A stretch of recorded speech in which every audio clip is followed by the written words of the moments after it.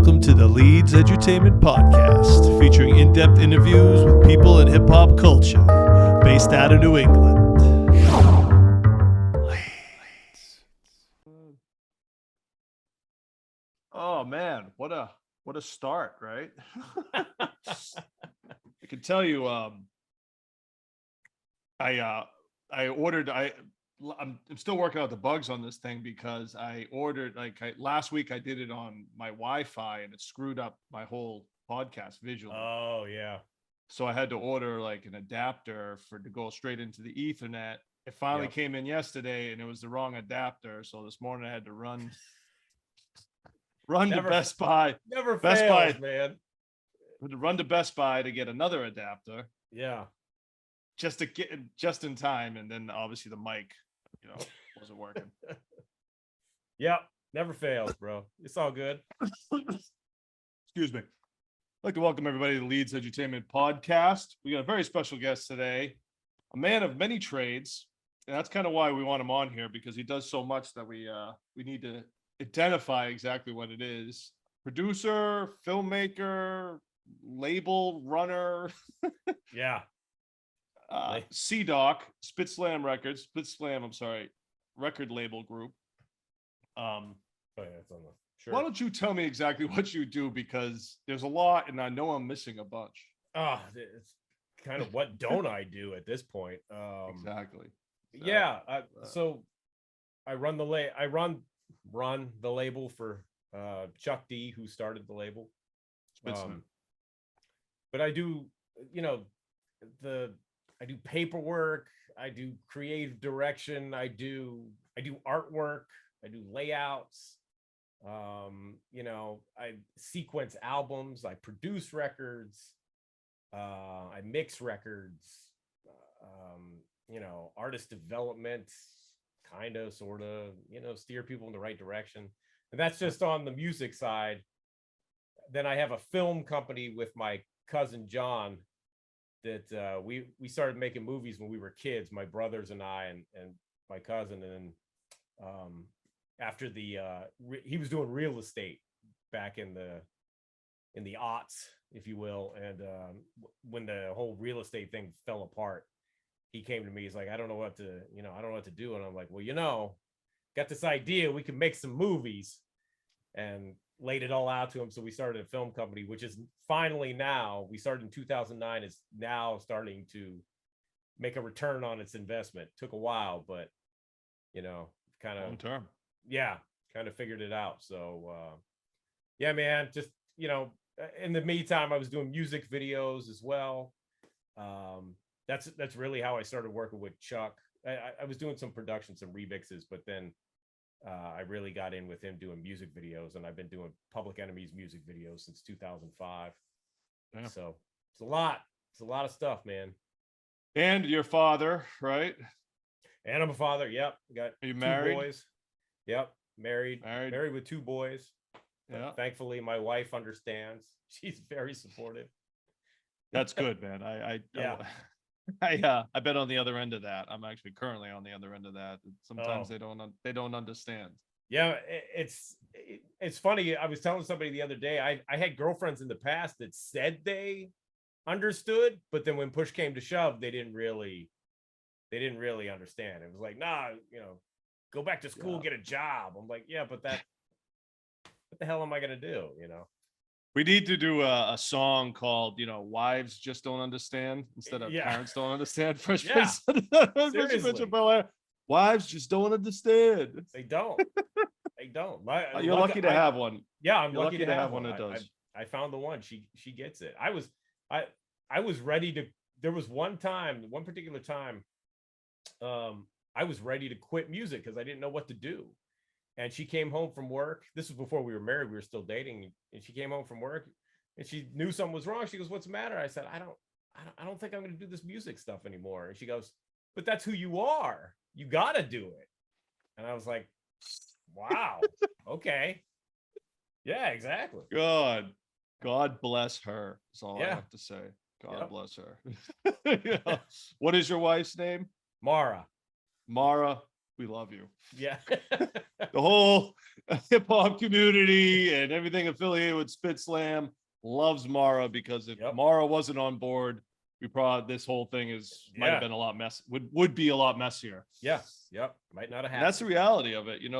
People, you touched on a good point there. It's like when you first meet somebody and you date them, they love the idea of you being creative and music and all this other good stuff. And that's great, and if you're making a living, it's good, but the swings that can happen in this business, like for me, put such a strain on my marriage and my relationship, because I went from being a full-time music industry professional for 17 years to COVID wiping out my whole entire trade and trying to navigate the waters, and the stress that brought onto my marriage at the time, and not having an answer, and obviously not trying to figure out what I was going to do for a living. And I'm still trying to figure it out. Yeah. Sure. If I had the answer, I'd tell you. Yeah, but exactly. But that's the nature of the business. That's and that's what she didn't understand, and that's, and that those are hot topics in a marriage. Yeah. What are you doing for a career? Yeah. So yep, exactly. It's hard. So commend you guys, because that's not an easy balance. I want to go back a little bit, Sure. Born and raised in Ohio. Is that what it is? I was born in Ohio, Youngstown, Ohio, but my folks lived in Bruce Springsteen, Youngstown. Yeah. So, great song. Yeah. So I was born in Youngstown, but my parents at the time lived in a little town called Aliquippa, Pennsylvania, which is about 20 minutes outside of Pittsburgh. And growing up, we moved around a lot, back and forth between like the Pittsburgh area and then northeastern Ohio. My dad was a golf pro, but not like a touring pro. He was a country club pro, and went through a lot of jobs. So we just moved around a lot. It was back and forth, and but I've always been around this area. Yeah. Is it real rural area? My stepfather, I think we talked about, is from the Sharon, Pennsylvania. From Sharon, yeah. It's real rural. It is. It's kind of like where I'm at now. I'm out in the sticks, but I'm only about a half hour from downtown Pittsburgh. So it's that weird kind of thing. You get a little ways out of the city, and then it gets very, very rural. But the city's always kind of there. It's like sprawling suburbs and that kind of stuff. So yeah, it's always around, but we never lived way out.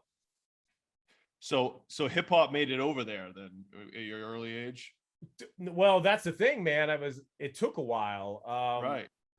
I at the time when we lived in Aliquippa, we moved to Ohio, we moved back to Pittsburgh, right near the airport. So that's where I was living when I remember when Rocket, hit the radio, and I was listening to pop radio at the time. So it was like British, that British new wave invasion and stuff. But then my folks started listening to WAMO, which was one of the oldest Black-owned stations in the country, and it was Pittsburgh's R&B station. So we were listening to a lot of Black music, and but it still wasn't hip hop. And then Run DMC had Walk This Way, which was big because we were an MTV generation. We're watching music videos, and I liked the rap part of Walk This Way, but it was still a little too rock for me, because I'm listening to R&B mostly. So I didn't. Had I bought the album and I would have heard Peter Piper, I would have got into it a lot earlier, but I didn't. So I didn't really get into hip hop until the one day this guy that worked for my dad, I walked into the bag room, and we had a boom box back there, because I used to work at the country club too, picking up range balls and stuff. And and I heard these beats, and I was like, wow, what the hell is this? And I'm like, Jerry, what are you listening to? And he's like, oh, check this out. And he held up, and it was LL Cool J's Bigger and Deffer. And I was like, he's like, you want to borrow this? I said, yes, I want to borrow that. And that kind of set me on the path. That was the one that I'm like, okay, I got to find more of this. So it was trickling at that point in time. It was kind of trickling out to our area. It's interesting that you listened to R&B as a kid. Yeah, yeah. That's not a common scenario I come across usually. For our generation, it was rock music. I mean, Yeah. It was. I was. Go ahead. No, I was just gonna say, like, a lot of my friends got into hair metal, and I was like, I don't really dig this stuff. It just wasn't for me, because I grew up on like 70s rock, which was a little more soul infused. Like I love like Steely Dan in Chicago, like it had jazz influence and stuff. And my grandfather played trombone like for Tommy Dorsey way back in the day. He used to tour the country. And so like big band jazz and stuff, I grew up on those records. So R&B was kind of like the next natural thing for me. And then my parents had some James Brown records, so that's how I got into funk a little bit. And it's interesting. We have similar backgrounds there, because my grandfather was a drummer in the big band swing area. Wow, yeah, huge Gene Krupa fan. Yeah, like love Gene Krupa. And my uncle, my great uncle, his brother-in-law was a trumpet player and actually played with Benny. Sat in for Benny Goodman once. Was one of the best. Was one of the better ones up here in New England. Wow, that's dope. Yeah. So I came from that era, and my grandfather was into drums and all that, and then my mom switched. She went to like folk music, so it was like Bob Dylan, Bob Dylan, Joan Baez, and all that. So I grew up on that, plus the '70s stuff and all the '60s, and And then my stepdad was actually into Steely Dan. That was one of his favorite bands. Okay, yeah. in Kansas, that was his era. Yeah. And then I came along with hip hop, and everybody's like, "Get out of here!" Yeah. Get out. Oh, I started off in rock though. I started off with hair bands like Poison, Guns N' Roses, Metallica, all that stuff that was popular in the '80s. That was my thing, and then it switched, to grunge, and then it switched to hip hop, in the early '90s. So, and then my parents were like, "This is terrible." It's terrible. My grandfather, unfortunately, never really got to hear it. He would have probably appreciated the beats, though. Yeah, exactly. Him being a drummer. Yeah. Yeah, because that, he would have loved that. I could have sold him on that because of the jazz samples too. Yeah, exactly. Yeah, my mom was okay with it. Thankfully, she actually took me to. No, it wasn't the first rap show. It was like the second rap show I ever went to. Yeah. What was that? It was Public Enemy, Biz Markie, and Queen Latifah. What year? 19. It was like early 1990, because it was like one of the last shows that Griff was still with them, because he came out in the middle of PE set and did Pawns in the Game. So it's Fear of Black Planet. Yeah. It was right. It was before that album came out. So yeah. So were you a fan of PE with Yo Bum Rush the Show, or did you come after? No, I came after.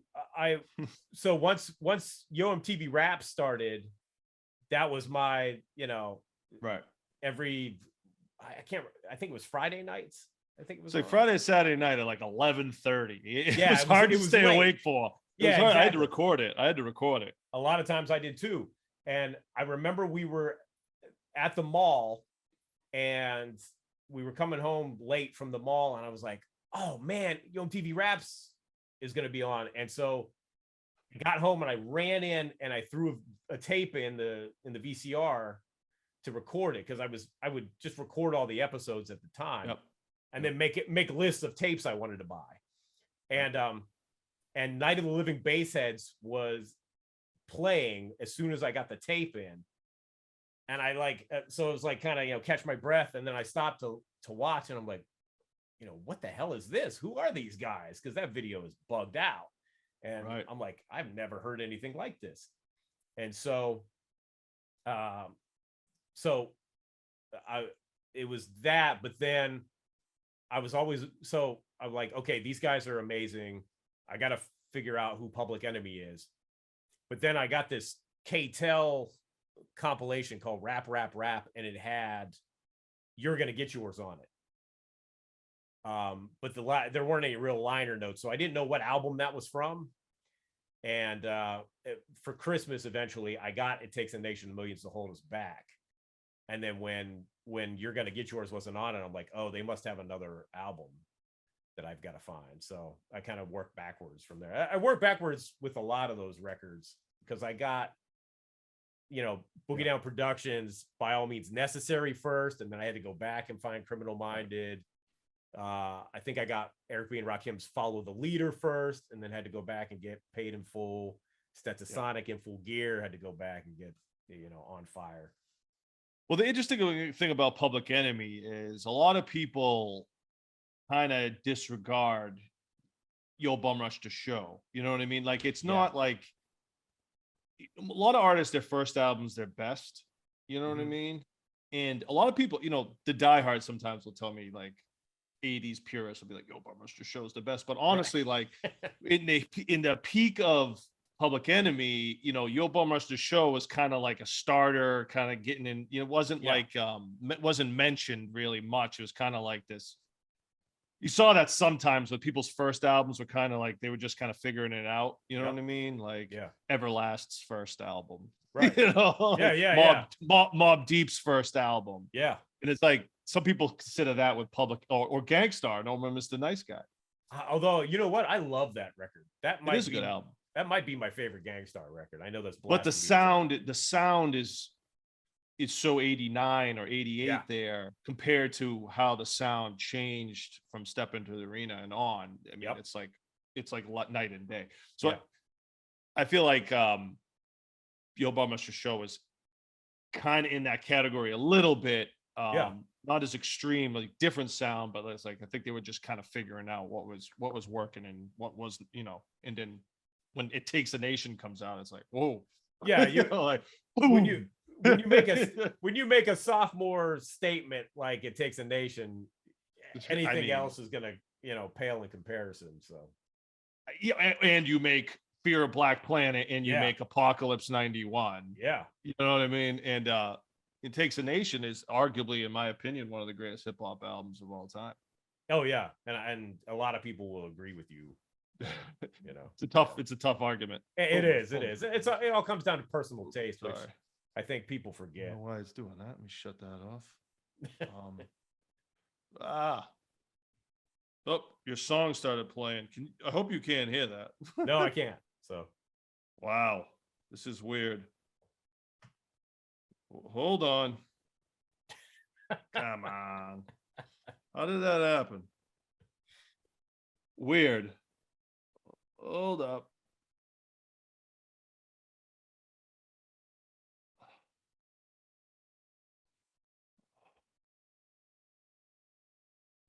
This is so weird. Something just started playing? 1 second. Jeez, my Spotify just went off and it was like, it synced to my headphones. We need to shut this. Oh, yeah. Sorry again. Working through the bugs. You there? Yeah. Are you there? Yeah. Can you hear me? Hold on. Now I can't hear anything. Ah. You there? Yes. Check. What 1, 2. Heck? 1 second. Okay.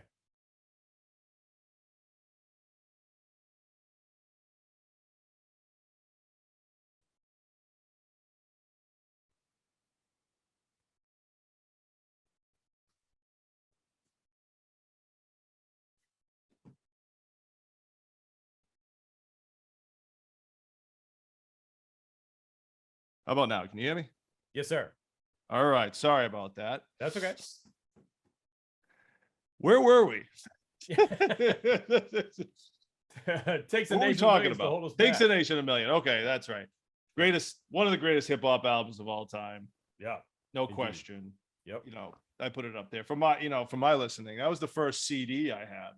I had tapes before that, but that was like the first CD I went back and bought it.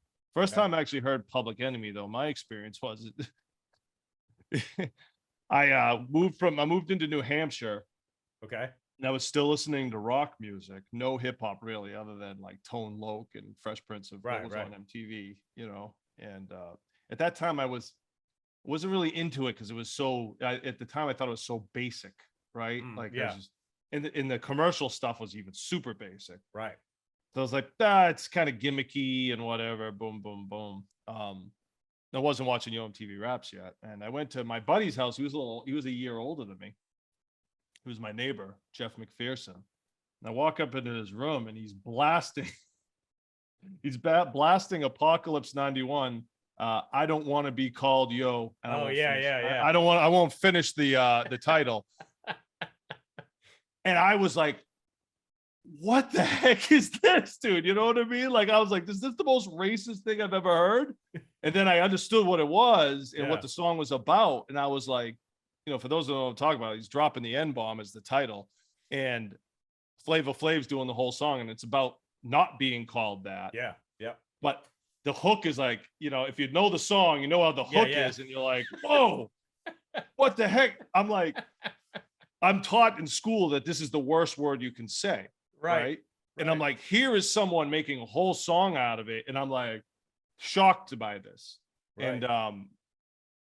And then I understood what it was about in this group Public Enemy. And then I heard Bring the Noise, the Anthrax remix. Yeah. So I had the rock background, and I was like, oh, this is dope. I can get down with this. And then it kind of grew from there. Yeah. But that was my first Public Enemy experience. I was like, holy yeah, I got a lot of friends because we moved again back to Ohio in the middle of my junior year of high school. And so it went from suburb with a few Black friends that I had there to suburbs with hardly any Black people there. It was a very white school. And but I got a lot of my friends into hip hop through the Anthrax PE Bring the Noise. Yeah. I mean, that was a great idea. Yeah. Whoever did that was a great idea. And whoever thought of that was great. And that rock rap fusion kind of got me in, Yeah. That was my entrance into hip hop. Body Count. Yeah.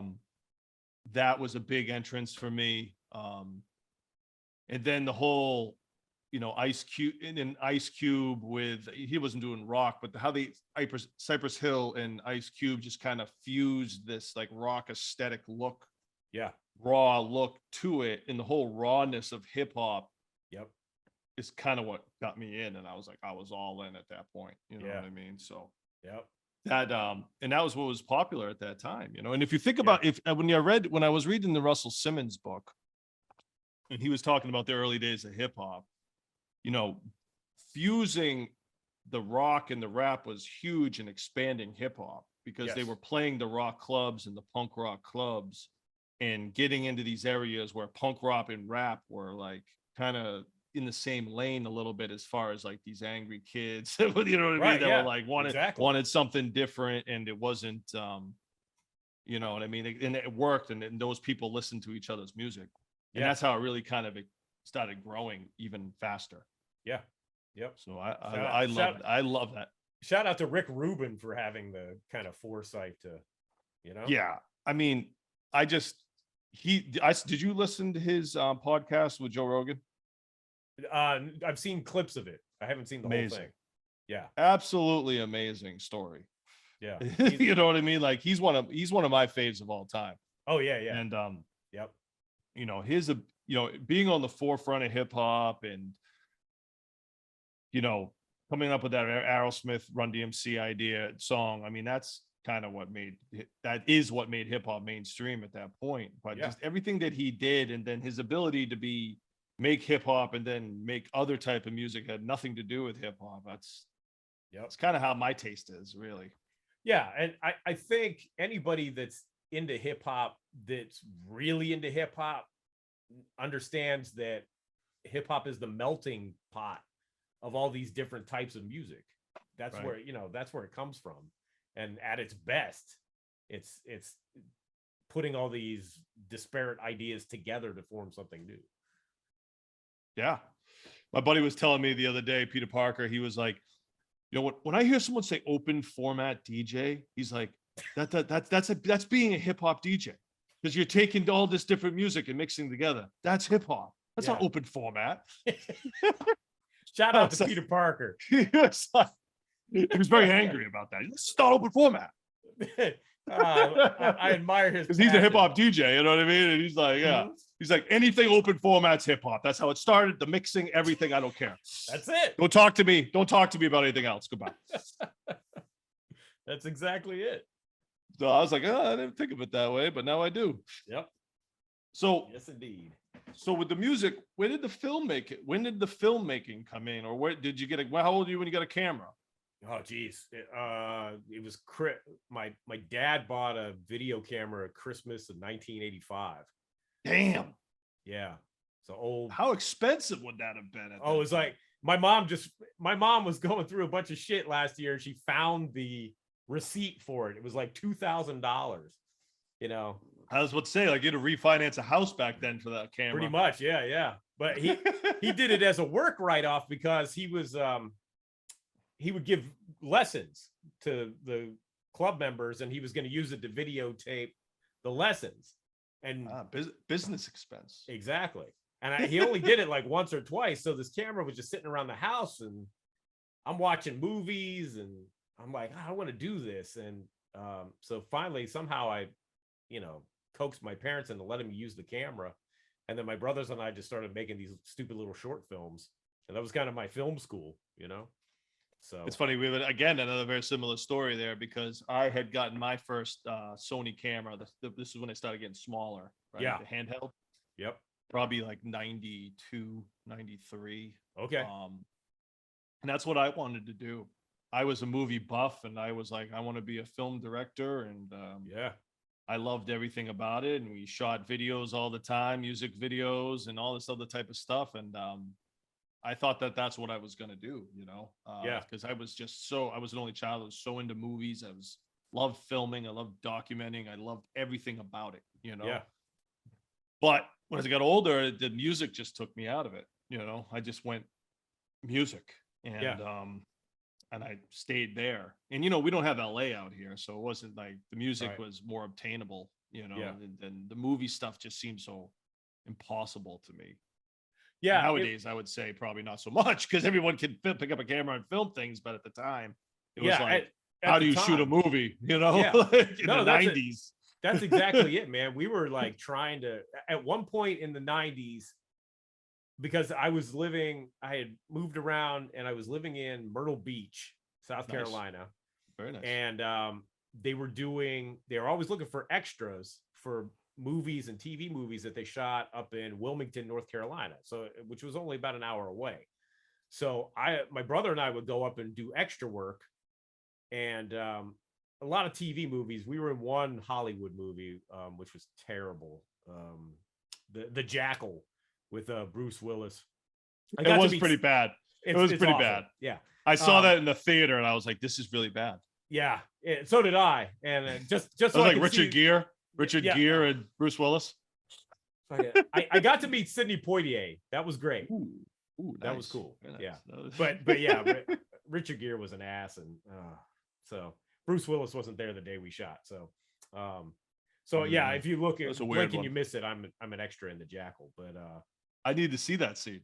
Yeah, I'll have to find it's when it's after Bruce Willis shoots up the house that Diane Venora's in, and then I'm an EMT when Sidney Poitier and Richard Gere show up. I'm an EMT in the background. Yeah, so. I unfortunately I don't remember that scene. No, you don't remember that movie because it sucks. I saw it. I mean, that's also like what, 97 when that came out, 98. Yeah, that was a long time ago. Yep. I remember seeing that. It's funny because I remember seeing that movie with my buddy because we were killing time in college. And I remember it was just both of us walking up, and it was just so bad. Yeah. I remember it for being bad. I mean, not that like, it's not like Sharknado bad. But it's just a mediocre. It's just when you put two all-stars in a movie, you expect a little more out of it. Yeah, and at exactly. the time, those two guys were like top of the game. Yeah, exactly. So, it's a remake, a very loose remake of a movie called The Day of the Jackal. And so when my brother and I found out that we got the part, we went and rented the original. which is a great movie. And we're like, oh, this is going to be awesome, you know, like, Yeah. and then we got there, and it taught me a lot about low budget filmmaking, because I always thought like, okay, Hollywood is probably doing it a certain way.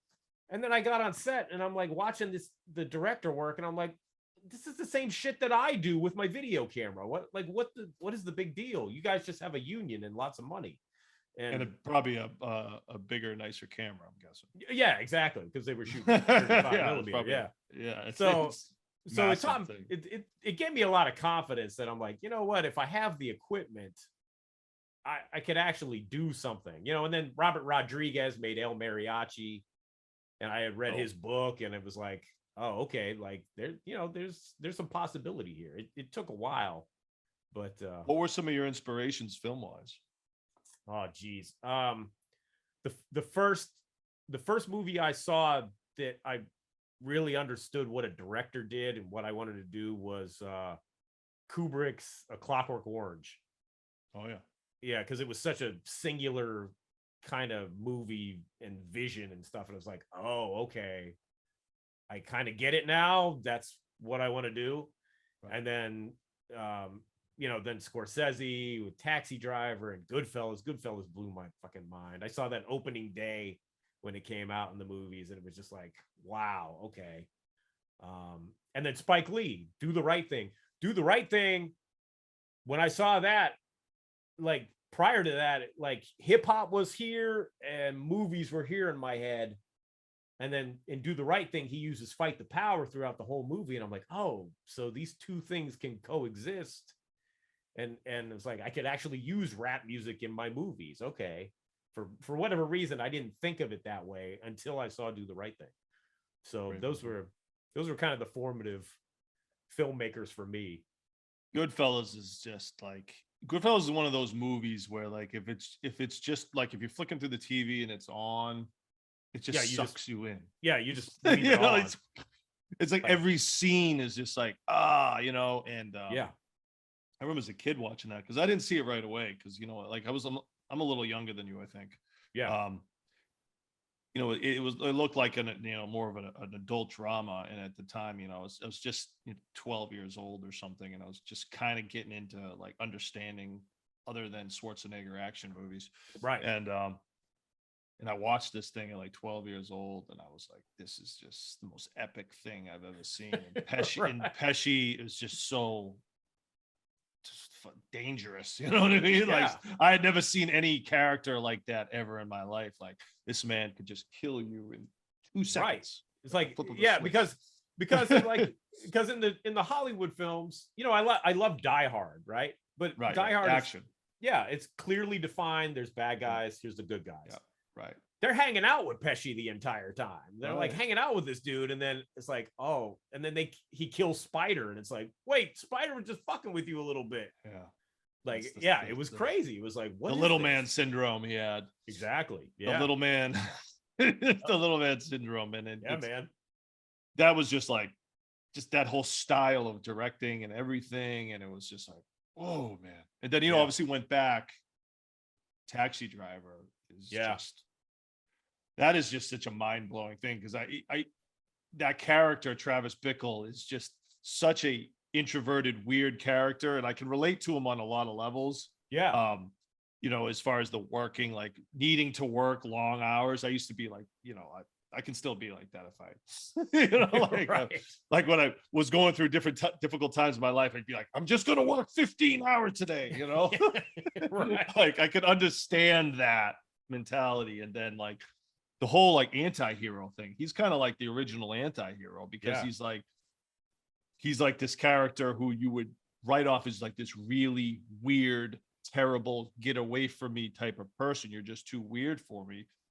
But he rescues this girl from prostitution. Yeah. In the end, right. It kills the pimp.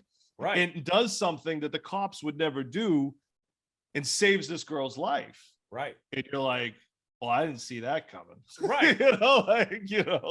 Because 2 scenes earlier, he's trying to assassinate this politician. And it's like, right. But, but he has his views on that politician of like why he's corrupt. You know what I mean? Yep. So it's like, he's got these terrible ideas, right? But he's also Yeah. got this great idea.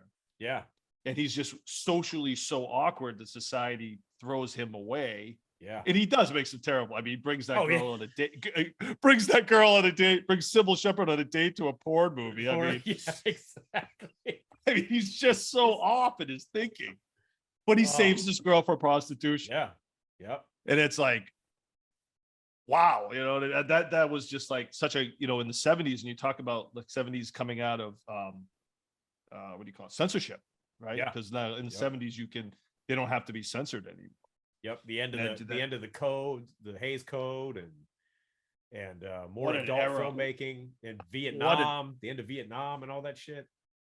Yeah, that era is just I love the grittiness of those films. Yeah. You know, the 70s and even the 80s, but not like the 80s, like grittiness films, the dramas, not necessarily when it gets like really like big budget and like crazy, like, but like a lot of that stuff, 70s and 80s is just so real in the filmmaking. Yep. And I loved that as a kid. And I still hold on to it. 90s, it gets like really big budget, but yeah, you had interesting stories, you had good movies, but everything just looks a little more big budget, I think. Yeah, right. Exactly. Would you technology changes, things look better, you know, it's easier to do that kind of stuff. But yeah, the 90s was interesting because again, like Tarantino, right? And I went to film school for a year and a half, and like literally I was in film school for 2 months and Reservoir Dogs opened. And it was just the talk of film school. You know, we all went down. My entire filmmaking class went down to see it. So you actually went to film school too? Yeah, just for a little bit. And I ran out of money and had to drop out. But you know, I made some friends. It was interesting, and I learned some things. Where was this? Where was it? It was where? Where in New York was this? Oh, it wasn't New York. It was. I'm sorry. Where was film school? It was Wright State University in Dayton, Ohio. Oh, okay. Because I was living in Ohio at the time, and so it was the only film production program where you could get a degree outside of New York and LA. So at the time, and they had some of the instructors did documentaries. I think one of them won an Academy Award, and so they had a little bit of clout there. And it was interesting. You know, I learned why some things worked and why other things didn't work, and some technical stuff. But then eventually it was like, okay, I kind of already know what I'm doing just from watching movies. So an interesting person to me is John Singleton. Yeah. Because he shot Boys in the Hood right out of film school himself. And he was like, I'm just, you know, no one's going to shoot this movie better than me. Yeah. That was his thinking. Yeah, because you know he grew up about it. Did he write it? I think he wrote it. Yeah, right? he wrote it. Yeah, he wrote it, right? Yeah, he wrote it. He workshopped the script in film school while he was still in film school. Yeah, right. So he like did this whole thing, and to me, he makes this perfect movie. Yeah, right. Like this perfect movie that is really, in my thing, the catapult of hip hop. Even though it's not about hip hop. Yeah, it shows you the story of where hip hop is coming out of in a way. Yeah. This lifestyle of, you know, South Central. So, and he like shoots this, I mean, I had never seen anything like this. You know, when you grow up in New Hampshire around all white people, right? You know, I'm listening to hip hop, but then I see where it's coming from they didn't make movies like that at that time. Exactly. And it was like this raw, real thing. Ice Cube's obviously in it, hip hop wise, but he's not rapping, and no one's talking about rapping in the movie. Right. Which would never happen nowadays.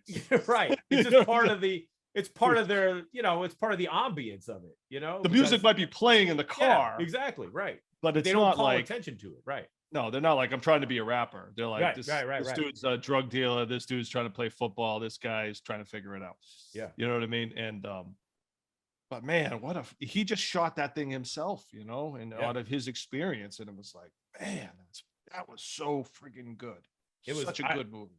I remember I rented it because I didn't get to see it in the theater, and I rented it and I watched it, and I was so floored that I rewound the tape and watched it again.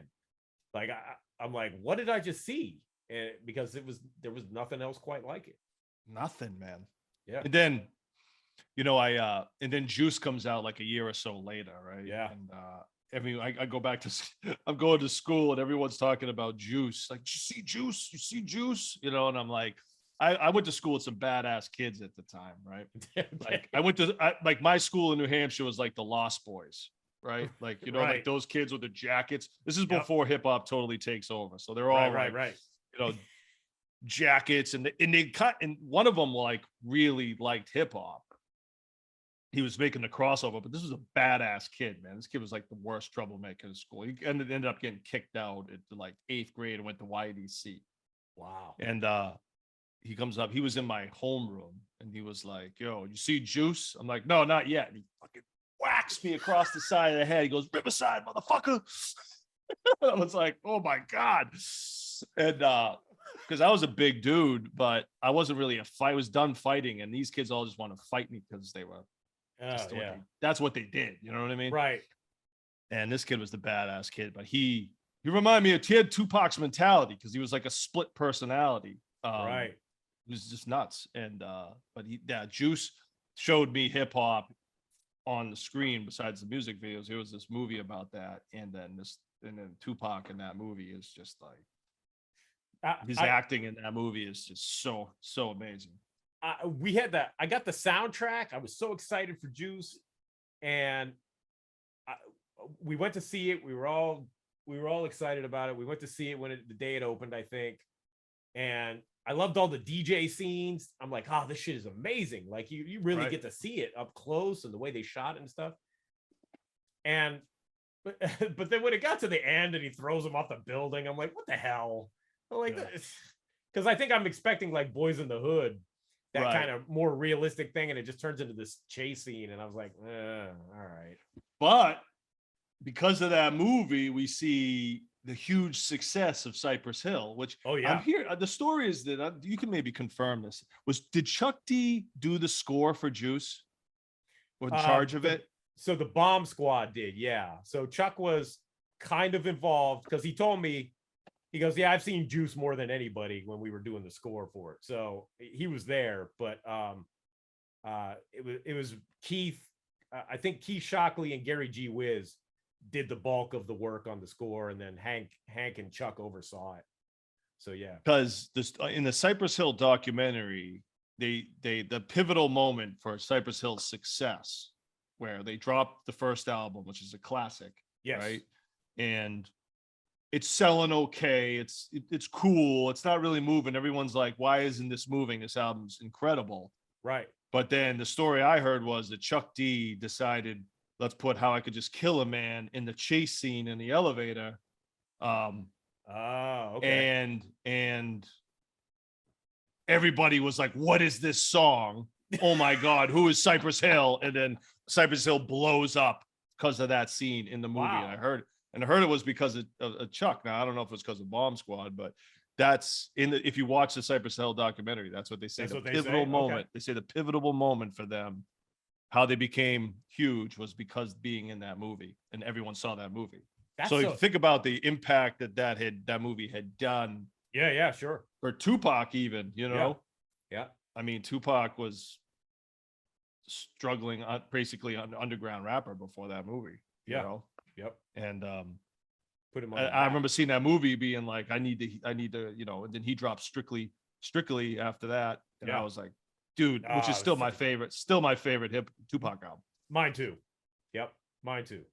And it was like, oh, this album is crazy, you know. And then obviously Tupacalypse and the, you know, Digital Underground stuff's cool, but really those two things, man. Yeah, that's funny though, because like I remember when Cypress. That's all because of Juice. Yeah, right. I remember when Cypress came out, and we were just like, you know, how I Could Just Kill a Man. We saw the video and shit, and we're like, yo, this is fucking dope, you know, and like ran out and got the album. And so it's funny that they didn't really blow up until Juice. That's interesting. Well, like mainstream wise, you know what I mean? Right. Oh, you know, mainstream wise, yeah. Okay. It's like, it was, like I said, it had sold, it was okay, but it wasn't, you know, everyone, when everybody saw Juice and saw that song and was like, I need this. Yeah. And that pushed them over the top. That probably got them Lollapalooza and stuff.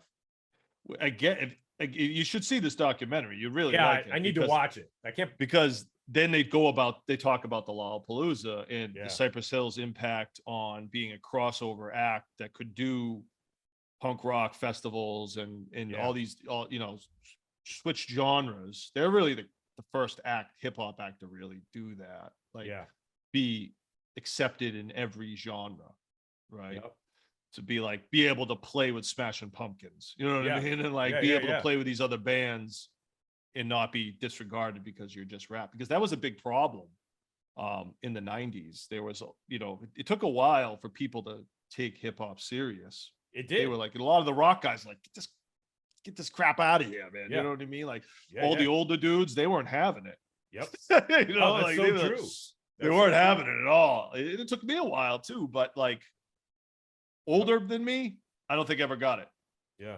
You know what's funny? Got it. You know what's crazy too is we just had DJ Lord on my show. Dope. And he said that because he's DJing for Cypress now, and Dope. they're gonna play NASCAR. They're gonna play a NASCAR race, Cypress Hill. Yeah. Who would have ever thought?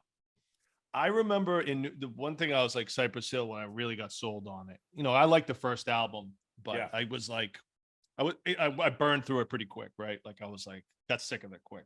Not that it didn't last with me, but I was like, I really outplayed it out. And I was like, all right, Cypress Hill. And I was kind of looking for something new. And I remember in New Hampshire, I went into like a biker place up in like Weirs Beach, right? Because I got a place, I have a place on Lake Winnipesaukee that my grandparents have had for a long time. Okay. And Weirs Beach is like the go-to spot, right? When you're a kid. Okay. There's a boardwalk and stuff. But they have this biker style place where they would just have all these like, Harley Davidson and all these Metallica and all these like shirts, like, you know what I mean? Like all that stuff. Right. And, Soundgarden, Pearl Jam, all this. And then in the middle of it is Cypress Hill with Skull and all, you know what I mean? And I was like, oh, that imaging is so dope with the skull and the weed and all that other stuff. And I was like, wow. And then Insane in the Brain drops. And I'm like, dude, I'm a fan for life. That's a great point. I think a lot of their crossover success had to do with their imaging, because it was like 70s, like Skull and Bones. Yeah. That 70s rock album aesthetic. Yeah. And they had gotten that idea because they had gone on tour with all these bands and they were seeing what was selling outside of hip hop. You know what I mean? Yep. And they could win with that. And then they really started pushing the weed thing. Yeah. That's where it really went. The Black Sunday drops and it's like, yep, we are weed. That's what I mean. The first album's like that, but Black Sunday is like it's from the bong. Yep. it's from the bong, and I want to get high. I want to get high. Yep. I wasn't smoking weed. I wasn't smoking the weed. I wasn't smoking weed yet. And I was like, I'm still like coming off like a dare kick where like drugs are bad for you. Right. Right. Which quickly changed, probably due to Cypress Hill.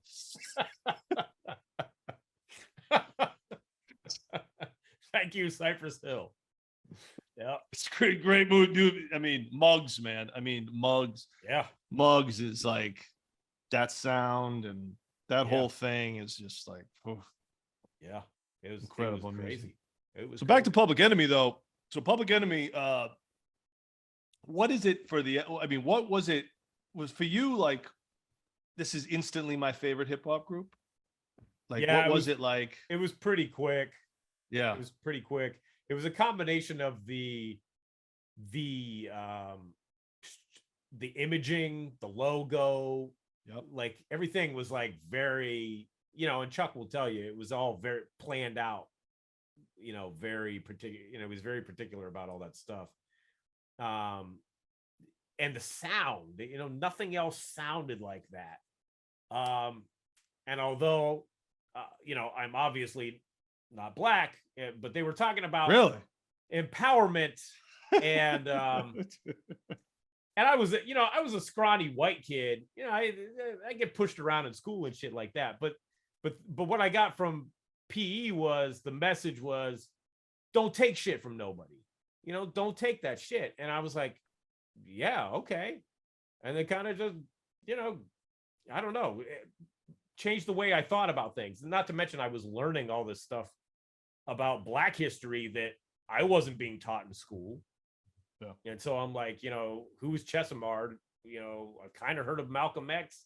All I know is Martin Luther King Jr. Who are these people? Right. And so you start to learn, and like, okay, well, I'm going to look into this, and then you find out this whole other history in this country that you've never heard about, because pre-internet in the suburbs. Pre-internet too. You can't just look in. Yeah, that's it. Yeah, that's it. You gotta go to the library, grab an encyclopedia. Exactly.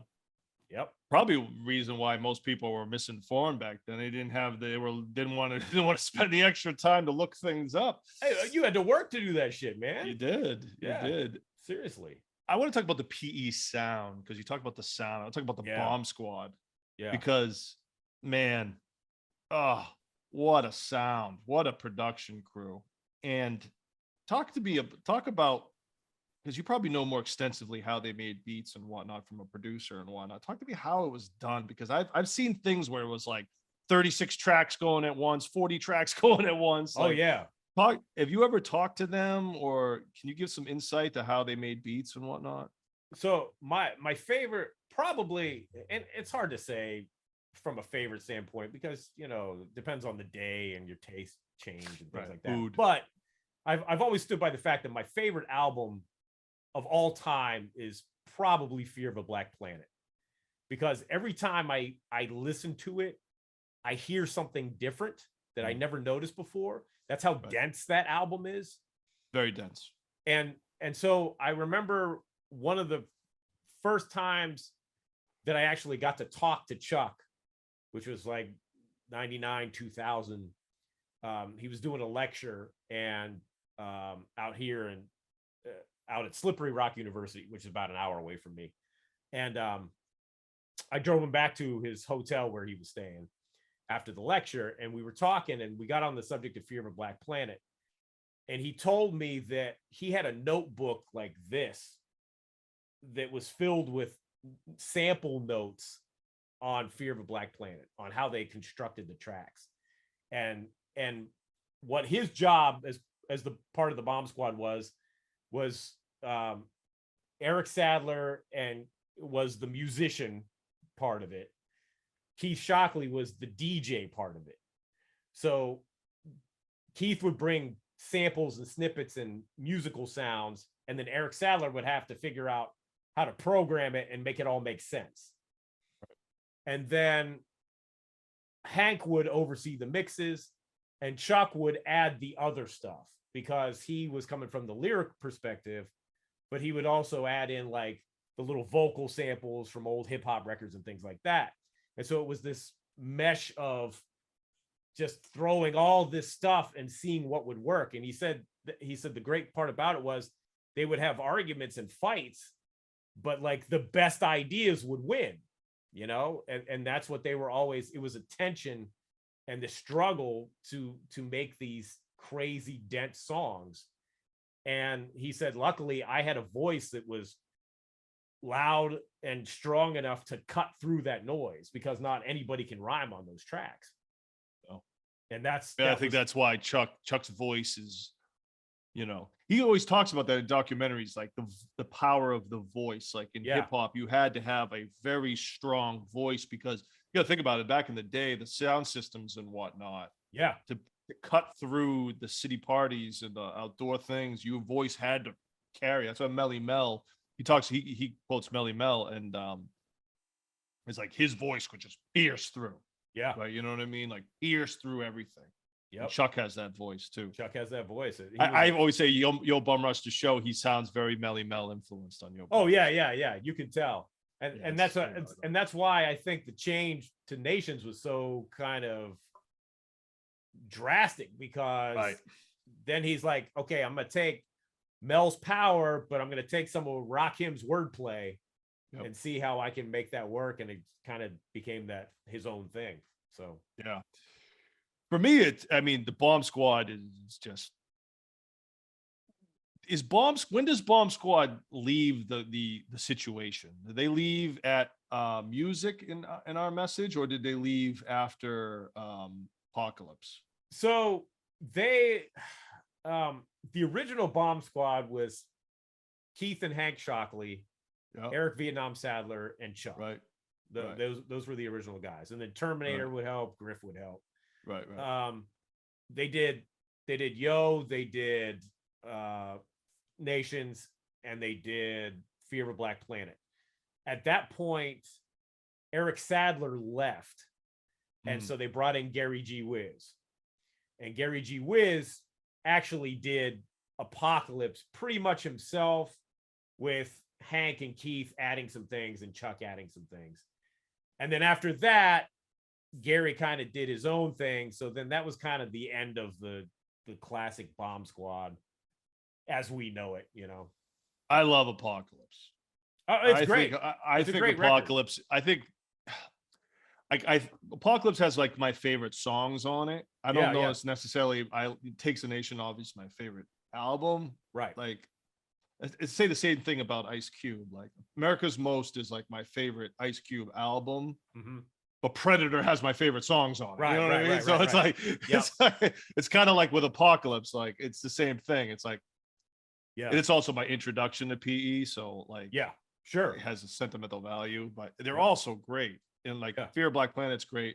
Again, very dense album. But then the music and Our Message comes out, and it's kind of like at that point something just was off, you know, and it's clear that the production, and I've always say this, you know, rap groups, like, the production is so key.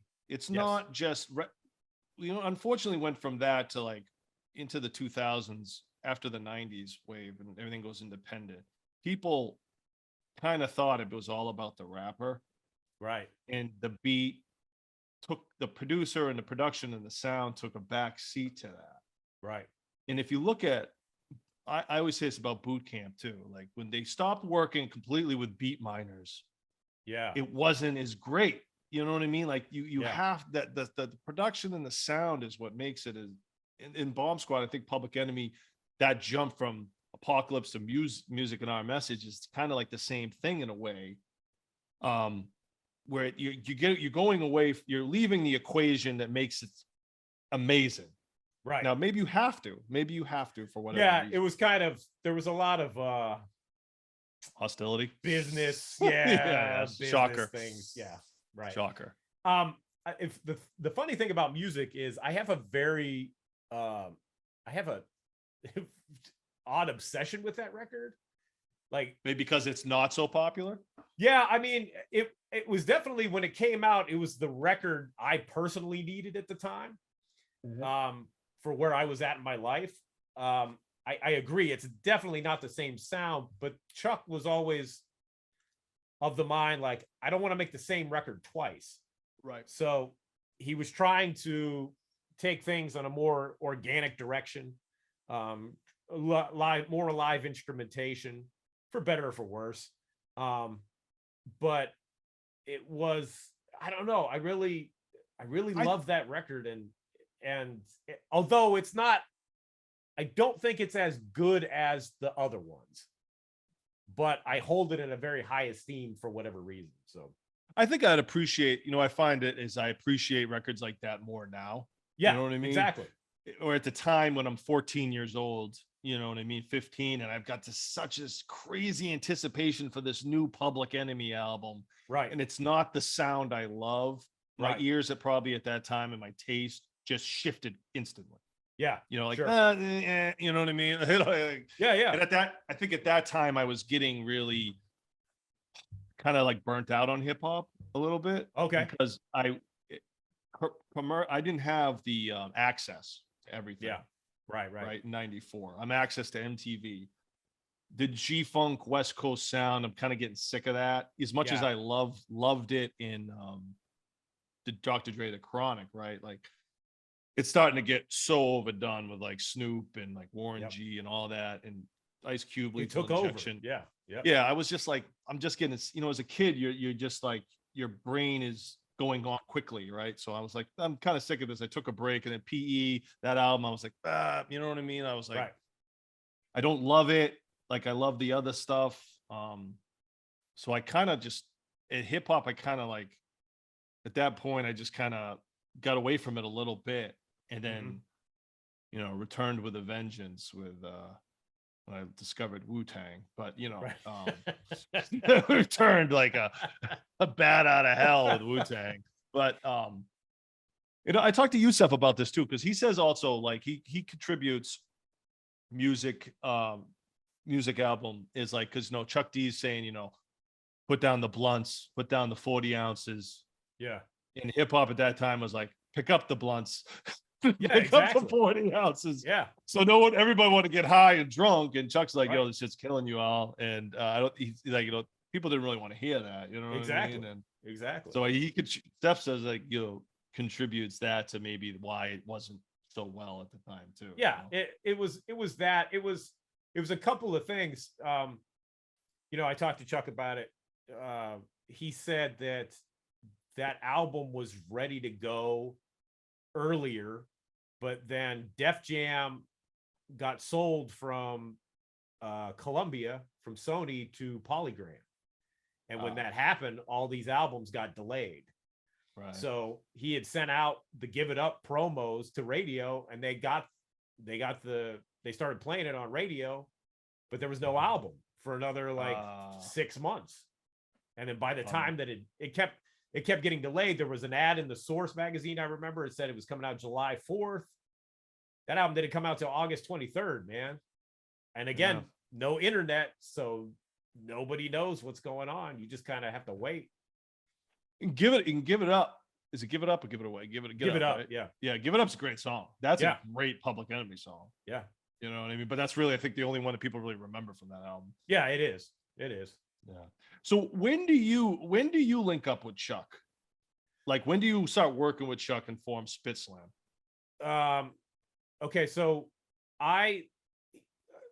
in 96, he did the autobiography of Mr. Chuck album, and he put out he had a website in 96. So I just happened to have a good buddy of mine who had gotten out of college and was into computers and was designing websites. And he said, hey, do you want a website? I'm like, I don't even know what the hell that is. And he goes, I'm gonna get you an email address and you can have your own site and blah, blah, blah. So I was kind of getting into the computer internet stuff early, and I looked up Chuck D, and there's this website. I'm like, wow, okay. And he put out his email address. And I don't remember if I emailed him then, but then they did He Got Game. And that's when they launched finally a Public Enemy site.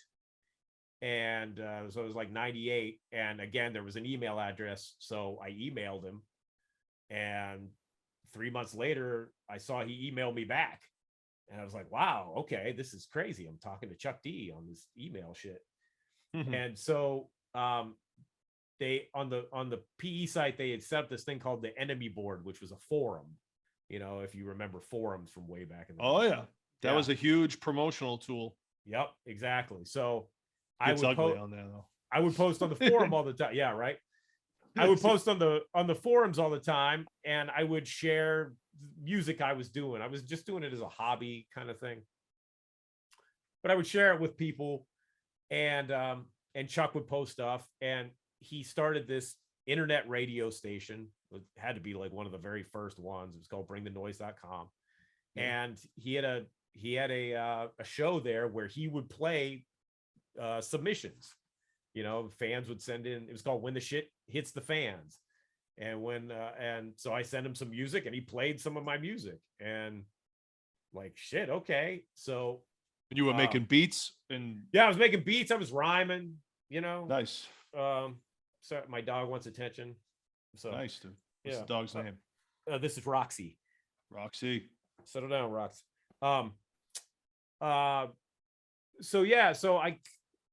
Chuck was looking for people just to do stuff and on the internet. And he said, I'm going to start this Slam Jams label. It's going to be an internet only label. We're going to do it online. And so I was submitting music, and he reached out to me and asked me if I wanted to do a remix. And for Give the Peeps What They Need from the Revolverlution album, which was 2002. So I did a remix and I sent it back and he put it up on Slam Jams, and then it got licensed for a TV show. Oh, yeah. And so that was like my first check, like for doing music stuff. And we had started this group, The Impossibles, which is the world's first virtual rap squad. It was Chuck's idea. He said, you guys could collaborate using MP3s and from wherever. And so we did that. And and then so that was kind of the beginning of it. And I did a video for The Impossibles because he was going to put out our second album, Slave Education, on Slam Jams. And I did a video and I showed it to him and he's like, oh, this is great. And he showed it to one of his other artists, Kyle Jason. And Kyle's like, yo, man, you got to shoot a video for me. So I shot 2 videos for Kyle. Griff saw one of those videos. He's like, yo, you got to shoot a video for my 7th Octave project. And I went to Atlanta to shoot a video for Griff. And then Chuck's like, why don't you just be the video guy for Slam Jams? And I was like, okay. And then I got some new equipment and Chuck's like, here, you're going to do some PE videos. And that was really the big in doing the music videos. But then he said he was working on new music for what would be the New World Odor album. And I sent him a beat. I'm just like, hey, use this if you want. And I remember he emailed me back like 20 minutes later. He's like, I'm already writing to it. I'm like, oh shit. And so that was my first Public Enemy production credit. And that was a song called Superman's Black in the Building from 2005. and that's on which album? It was on the New World Odor album. Yeah, I remember that one. Yeah. So, I'll just go back a little bit because we're talking about the He Got Game soundtrack, which to me felt like Public Enemy's big comeback. It was. Yeah. And it was great about it was, obviously it's like, what was it? It's a Buffalo Springfield sample. Is that what Yeah. Yep. Which I knew that song quite well from my mother growing up in that right, song. Sure. And owning the Forrest Gump soundtrack. Right. But yeah. which was a huge soundtrack for people that don't know. Yeah. If you want to listen to the whole 60s and 70s, all the greatest hits by the Forrest Gump soundtrack. That was a 2-disc set, man. The soundtrack is what made the movie so damn good. I mean, it was a good movie, but the soundtrack was like, if you watch about the making of that movie, once they add the soundtrack, they're like, this is going to be the greatest movie. You know what I mean? It's the mood music that makes that. Yep. But I saw the tour, the Smoking Grooves tour that year. Public Enemy headlined it. Yeah. And listen to this. It was Public Enemy. Was Cypress Hill on that? Yeah. It might have been. It was PE, Cypress, Busta, Black Eyed Peas, Wyclef. No, it was Wyclef. And Gangstar opened up. That's why it was. Gangstar opened up because they dropped Moment of Truth. And that concert, man, one of the greatest experiences I had, man. That was just such a great concert, man. And then he all came out at the end and they did He Got Game and everybody was involved and the concert came out. And it was just like, you know what I mean? That was just such a great time. If you watch the video for Do You Want to Go Our Way from There's a Poison Going On from that album, all the guest spots, anybody that shows up in the video was on that tour because they were on tour when they shot it. Yeah. So yeah, all these people show up in that video. But yeah, that was a I didn't get to see the tour because it didn't come to Pittsburgh. And I missed it. But my buddy Tirade went. He saw it in Cleveland. I'm like, why didn't you tell me? I would have drove out. He's like, oh, I didn't think of it. I'm like, oh. That was one of those concerts where like, back in the day when you had to call Ticketmaster to get your tickets or something, you know what I mean? Order with a credit card. Yep. That was one of those shows where it's like, as soon as it went on sale, I called and got the best seats I could get. Yeah. I've never done that for anything else, but that show I did that. And then, we've talked about this before, the Public Enemy, I forget which album and which video for it. You might be able to clarify it. Played when I moved to Boston, they played the Middle East nightclub, which was a 550 capacity. Yeah. And they were shooting a video for it. What was the video that they shot at that concert? Oh, it was, there were 2. It was it was give the peeps, got to give the peeps what they need, and Right. they did Revolverlution too. And then yeah, I think they just used all that footage and cut it into 2 different videos. Yeah. I almost came up for that. I almost drove to Boston. I was working promo at the time for his company Metro Concepts, and they sent me there to just to dump some promo stuff. And I'm like, Yeah. do I need to be on the list or anything? They're like, no, that shit ain't gonna sell out. They were like, I don't know what Public Enemy's up to these days. They're not really selling records and blah blah blah blah blah blah. And I'm like, all right. So I just like go down to the Middle East, and they're like, this show is completely sold out. We can't let any. We're at maximum capacity. You cannot come in whatsoever. And I'm like, oh. So it speaks to like, you know, that moment I realized, you know, like being a commercial act anymore isn't the end all be all, right? Yeah. Like you can still exist at that point as a, you know, with a fan base. It might not be as big commercially, but it still exists. Yes. And that's why kind of Public Enemy has kind of, my opinion, paved the way for that, making the transition from being a huge commercial act to being someone that can still sustain as an independent act. Yeah. And a lot of people like don't realize how many albums they've put out since Music or He Got Game. You know, how many albums have they put out since He Got Game? Oh geez, I'm trying to think. I've lost count. I'm trying to think of what the Grid album was. What, 17 or something like that? 18? Right. I don't quite remember. I mean, we could count them off, but it's a lot. There's a lot of when stuff. do you form? Yeah, it's amazing, and they're all independently done, and they make the music they want to make, and they still tour, and they still, you know, still. I've seen them live since. You know, it's still a great show. You know, it's impressive. When does it turn into Spit Slam, and when do you take over? Okay, so it was Slam Jams from like 2001 until 2010, I think. And I was an artist there with the Impossibles, and then we also had another project called Lowdown. And then around that time, that's when I kind of like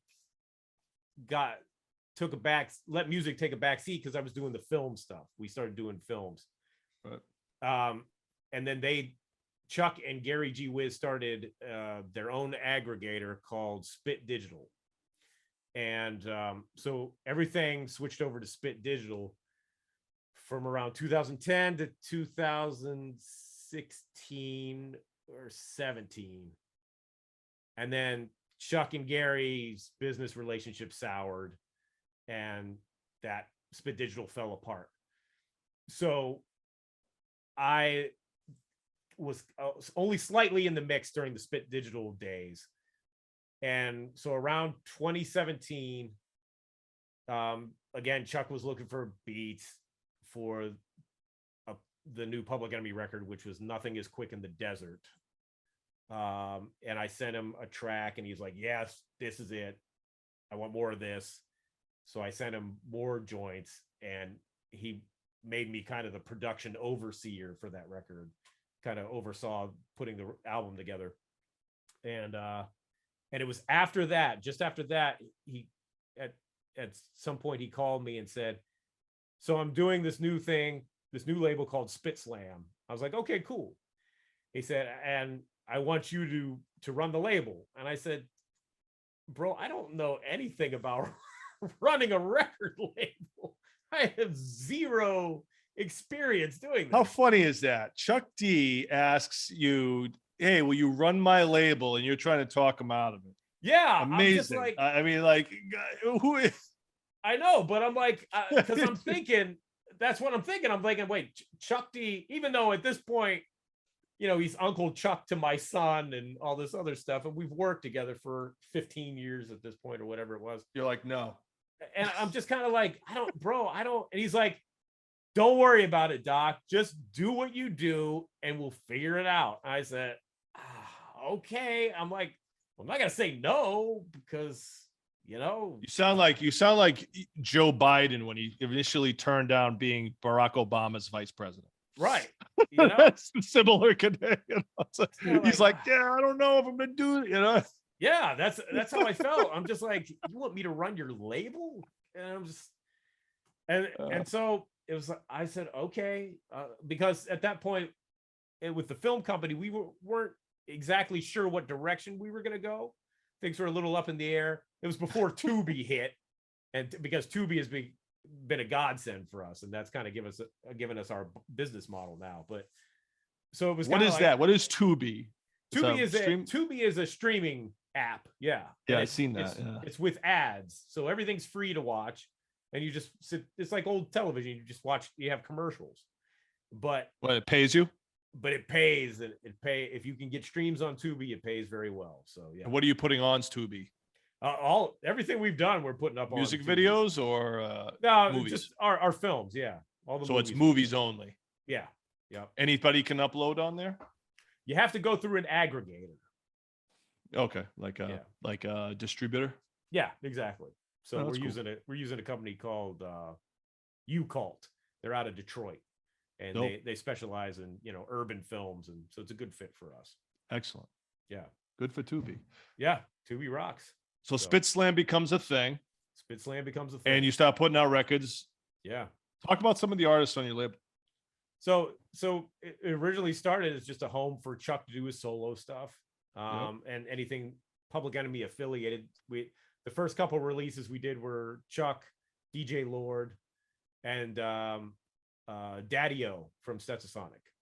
Dope. And then it was kind of up to me. Like Chuck said, just I have a couple ideas of artists I want to get involved, and we did a couple of things that didn't really work because they weren't exactly hip hop. They were a little left field or whatever. Interesting projects, and the music's good, but I quickly realized that if we were going to make a go of the label, that I had to find a sound and steer everything towards that sound. And so it was throwback, boom bap, that kind of, underground hip hop sound, because that's what I know anyway. The best. Exactly. So the best. It's let's fill that void, that absolutely that niche, and it's funny that's a niche, right? I know, right? That's a niche. That was the yeah, I know. That was that was the sound for a long time. There wasn't a niche. That was the hip hop sound. It was all good. And now it's things evolve and change. Yeah. Things evolve and change. And so I had done a song with produced a song with Blak Madeen for one of their projects. Yep. And Yusef had hit me up for some music for he wanted to do a solo project. It's funny because Yusef always like, hey, I'm doing this new solo album, and then they always turned into Blak Madeen records. So we did Yusef solo albums, and it was just basically Blak Madeen without LJ. Yeah, without there was LJ. no point. It really, and it was just like it's just better spending your time making those records. Yeah, exactly. So, whereas Al, on the other hand, can do a little more of a different sound than Yusef. Exactly. So he can do solo records. Makes more sense for him because that sound is completely different than Madeen. But Yusef solo is the same exact sound. Yeah, exactly. So so I sent him like 5 beats, and he started writing to him, and about that time he said, I think it's gonna be a Blak Madeen record. I said, okay, that's dope. And I said, you know what? Instead of doing an EP, why don't I just send you 5 more beats and we'll make an album? And he said, okay. And he and Al J was on board. And then I kind of pitched to him. I'm like, what are you guys gonna do with this? And he said, well, we'll just probably put it out ourselves. I'm like, well, do you want to put it out on Spit Slam? And that's how we ended up working with them. And so we've done 3 albums with them on Spit Slam, it's a nice situation because it's non-exclusive. So you can keep working with them and putting stuff out, like you are. And for those who don't know, listening, like I worked and managed Blak Madeen. Those are good friends of mine before they started working with C-Doc here. And, we've always just vibed on same love for the same type of hip hop. You know what I mean? And there were, and those guys are just hardworking, good, honest dudes. You know what I mean? Like, they really all are. music aside, like I can have conversations with those dudes and like, it's all good. They're friends and family at this point, and working with them was always just like, we didn't really care what the result was. You know, we were just like, we just love making music and that's what we did, you know? Yeah. Some people got it, you know, it was a difficult time when we were coming up in the scene because it was, again, no social media, there's no streaming. We were coming out of the record label crash, trying to figure out how to get music out in that era. And like, you know, not everything jived with their sound as far as hip hop shows went. So it was kind of hard to find their niche in the beginning. And now there's a niche for that. We can find it, you know, a lot of because of what you guys have done. And with Spit Slam and there's in the internet and social media, we can we're finding that niche finally. we're reaching these audiences now. And it's like, I'm so relieved, you know? I know. Yep. Yeah, and, they were a natural fit for what we're doing. Absolutely. So absolutely. Out here though, it was, you know, it wasn't as much of Boston was tough. Boston loved underground hip hop, but they didn't necessarily understand Islam. They didn't necessarily understand being Muslim and that whole thing. It's not a huge Muslim community as far as hip hop goes. So that was kind of like, what is this? I don't, you know what I mean? It's too religious, you know what I mean? But yet it was a mix of different things for Boston. So it was hard for Boston. I feel like Blak Madeen can hit a certain amount of people in each area that know what this is. Right? Yeah, exactly. So so the expansion outside of that is huge. You know? And they work hard. They do frigging hard. Yeah, and they live it, and they are the real deal when it comes to hip hop. Yep. You know? I love working with them because sometimes they work too hard because they're like, okay, we're ready to go. I'm like, yeah, I've got 3 other things going on, man. Just hang tight. I'll get back to you. You know? Yeah. And, you know, I just kind of popped up with them again, making these remixes because I wanted to put together where, you know, we're working on the greatest hits from the years I worked with them. Yeah. You know what I mean? In the beginning, because there was all this music that kind of came out in that era that just didn't really, we weren't able to hit the audience. So I kind of just wanted to package that up, do a bunch of remixes for songs that I think just needed to be remixed and kind of give it a new sound and a new facelift. You know, you obviously did the one with Stally that's getting an amazing response. Yeah, that's fantastic. Yeah, I mean, you did your thing with that beat, you know. Thank you. You know, we just we did the one before that with You God, which is a really old song that never saw that, because Blak Madeen used to be in this group called Solar Prominence, which used to be my boys Solar Winds. That's how we all came together. Right. And that never saw the light of day. We were like, oh, we got to do that. And, you know, we got the new remix with J-Ru coming up, Omega, and just package it all up and just say, hey, for those that just finding out about this now, here's the bread and butters from those years. Yeah. And check it out. You know, yeah, it's a great idea, man. And there's the spit slam years after that, you know, that will come later. You know what I mean? That you guys have done it. It's awesome. I love it.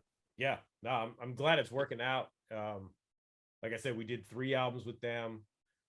Daddy O has done like 4 solo albums through Spit Slam. Yep. We have the B-Boys coming up, which is Donald D from Rhyme Syndicate and Brother B and Chuck Chill Out. They're putting out their first album ever because they just did singles back in the 80s. Yep. We did a Chill Rob G album last year. That's crazy because that, you know, he's kind of like a lot of people know about him from that era. If you're from that era, you know about him. If you're not from that era, you probably don't know who he is. Yeah.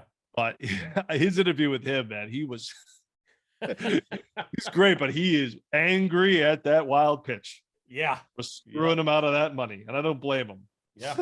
Yep. That story about I got the power, man. It's crazy. That shit is crazy, man. Obviously, the label got paid to not sue, and they didn't pay him. Clearly what happened. It's brutal. Nuts. Yep. It's nuts. Brutal. Yeah. It was like he was like so that all happened because I was with Chuck. We were shooting a video for What You Gonna Do When the Grid Goes Down. Yep. I was out in California, and Chuck and I were talking, and he had this book that I actually have a copy of too. It's called the Book of Hip Hop Cover Art, or Rap Album Cover Art. And he threw his copy at me, and he said, look through this and tell me who you'd like to work with. I was like, okay. And so I'm flipping through it, you know, because it's got everybody in there from the golden era. And so I'm trying to not pick like the obvious, you know, like, oh yeah, I want to work with Big Daddy Kane or MC Light or something like that. But I'm flipping through and I see Chill Rob G's Ride the Rhythm. And I love that album. It's one of my favorite records. A lot of people do from that era. Yeah.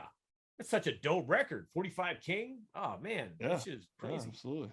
So I said, hey, how about Chill Rob G? I love this album. He goes, really? And I said, yeah. And he sits back in a chair. He goes, you know, that might be possible. And I was like, really? And what I didn't know was 6 months earlier, he had seen Chill Rob G at some event he was at. Right. And they had chopped it up a little bit and got in touch with one another. So when I got home, like a week later from being out in Cali, I get this text message with this other number on it that I don't know. And it's from Chuck. He said, Doc, meet Chill Rob G. Rob, meet Doc. And then it was like, okay. And Rob called me and he said, yeah, Chuck said, you want to do some work? I'm like, I would love to. I'll send you some tracks. And that's how it happened. It took about a year to get that record done because Rob was just doing it when he could, you know, getting into the studio when he had to work at like 3 different studios too. Yeah, that's hip hop at these days. Exactly. I get this album done when I can. I got like a job and a family, and you know what I mean. Like, I'll try to make this happen. Yeah, I'm gonna write this verse and then go home because I gotta get up and go to work in the morning. Yeah, exactly. So, so we finally put it out early. Well, it was like March of last year, and teamed up with a label out of Canada called Black Buffalo. They did the wax for it. Dope. And so it was great. It was good. And we're working on the next one. Yeah, what else? I was gonna say, what's in the works now? Yeah, so trying to get this B-Boys record done. We put a single out. That's the next thing. It's real close. Stetsasonic has their new album. We put out the 3 singles last year. That's getting close. I'm trying to get that done. Chuck and I have 3 projects coming. 2 I can't really talk about yet, but the one is he and I had done over the past couple of years, we had done short songs for the MLB network. They're all baseball related. So we're compiling them all together into an album. We're gonna put that out around opening day of the baseball season, so end of March. Blak Madeen's working on a new record. M-Rock, DJ M-Rock and Nordic One put out the star-studded album late last year called Tower of Babylon. That's done really well for us, and we're looking to do vinyl on it.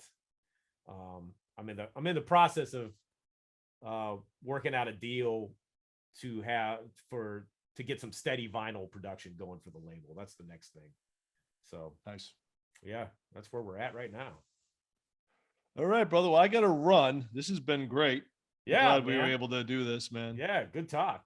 Good chat. Definitely, man. So I will thank you, everybody, for tuning into the Leedz Edutainment podcast with special guest C-Doc, a man of jack of all trades. And Doc, I'll see you later, man. Thanks again. Okay. Oh, yeah. And check me out on It's C-Doc again on Tuesday nights on the Channel Zero YouTube channel. Yeah, I know. That's your podcast. I'm sorry. That's my podcast. Yep. So yes, all kinds of great guests we got coming through. Dope, brother. Thanks, I'll talk to you later. All right, man. Peace.